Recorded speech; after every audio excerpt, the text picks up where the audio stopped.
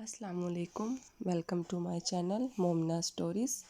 ایک گاؤں میں عارفہ نام کی ایک لڑکی رہتی تھی جو یتیم تھی اور گاؤں والوں کے ساتھ محبت سے پیش آتی تھی۔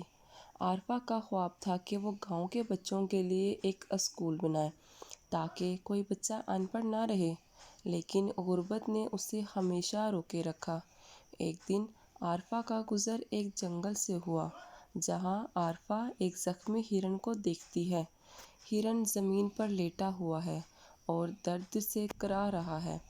عارفہ ہرن کے زخموں پر کپڑا باندھتی ہے، اس کے چہرے پر ہمدردی جھلک رہی ہے۔ زخمی ہرن دراصل ایک جادوئی فرشتہ تھا جو انسانیت کا امتحان لینے آیا تھا۔ عارفہ زخمی ہرن کو لے کے گھر جاتی ہے۔ اس نے ہرن کی خدمت کی اور اسے ٹھیک کر دیا۔ عارفہ نے ہرن کو جنگل میں چھوڑا۔ زخمی ہرن اچانک روشنی میں تبدیل ہو کر ایک فرشتے کی شکل اختیار کر گیا۔ عارفہ یہ دیکھ کر حیران ہو گئی۔ فرشتہ عارفہ سے کہتا ہے، تمہاری محبت اور خدمت کا بدلہ تمہیں ایک خواہش کی صورت میں دیا جائے گا۔ عارفہ اپنے لیے کچھ مانگنے کی بجائے گاؤں والوں کے لیے خوشحالی مانگی۔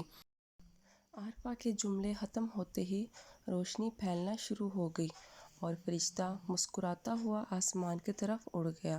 جیسے روشنی ختم ہوئی، گاؤں کا منظر بدل گیا۔